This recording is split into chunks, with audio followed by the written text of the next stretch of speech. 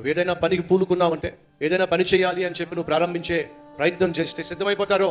ఏంటి షాప్ పెడుతున్నారంటే నిజమేనా? ఇంకా నువ్వు పెట్టక మునిపే కనీసం ఒక నెలన్నా వీడు షాప్ని కంటిన్యూ చేస్తాడా? ఓ నెలను మూసేస్తాడా? హేళన.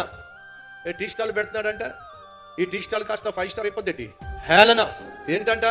కూతుర్ని డాక్టర్ చదివిద్దాం అనుకుంటున్నాడా? హేళన. ఏంటంట?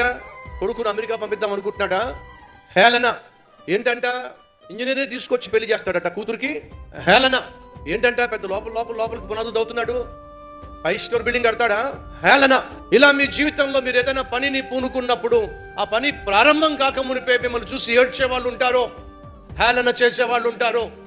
ఆ హేళనకు ఏడ్చే వారి యొక్క మాటలకే మాత్రము మీరు తల ఒగ్గడానికి వీలేదు.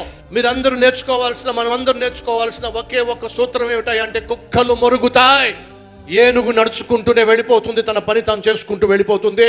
ప్రతి ఒక్కరూ జీవితంలో విజయం సాధించాలంటే మురిగే వాళ్ళని మొరగనివ్వండి, ఏడ్చే వాళ్ళని ఏడనివ్వండి, హేళన చేసే వాళ్ళని హేళన చేయనివ్వండి, విమర్శించే వాళ్ళని విమర్శించనివ్వండి. మనం చేయాల్సింది ఒకటే, మనం ఏ పనిని పూనుకున్నామో, ఏమైతే చేయాలనుకుంటున్నామో దాన్ని ప్రారంభించాలి, కొనసాగించాలి, కడముట్టించాలి.